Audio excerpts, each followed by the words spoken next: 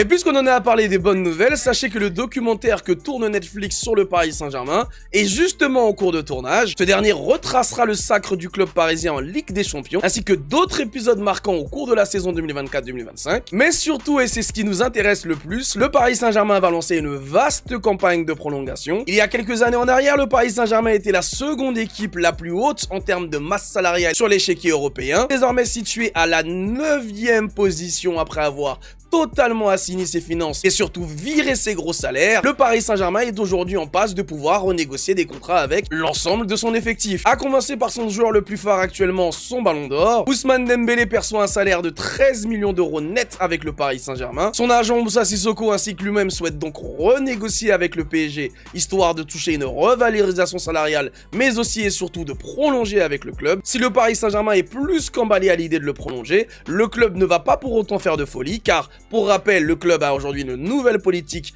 avec une grille salariale. Mais le Ballon d'Or n'est pas le seul joueur que le Paris Saint-Germain compte bien prolonger dans les prochaines semaines. Fabien Ruiz, Seny Mayulu ainsi qu'Ibrahim Baye sont des joueurs que le club tient absolument à prolonger. Courtisé par de nombreux clubs européens, Bradley Barcola souhaite rentrer dans le top 8 des joueurs les mieux payés par le Paris Saint-Germain et devrait également prolonger son aventure avec le club. Et enfin, bien qu'il soit arrivé la saison dernière, Pacho va également prolonger avec le Paris Saint-Germain. Les négociations ont même déjà démarré. L'Équatorien, qui était margé à 2,5 millions par an, devrait gagner une petite revalorisation salariale, mais également prolonger son contrat de 2 années supplémentaires. Et si aucune de ces prolongations ne sera une charge pour le club et n'entachera les finances du Paris Saint-Germain, c'est tout simplement parce que la nouvelle politique du club fonctionne. Et pour ça, encore une fois, il faut que vous remerciez Luis Campos et que vous vous mettiez à genoux.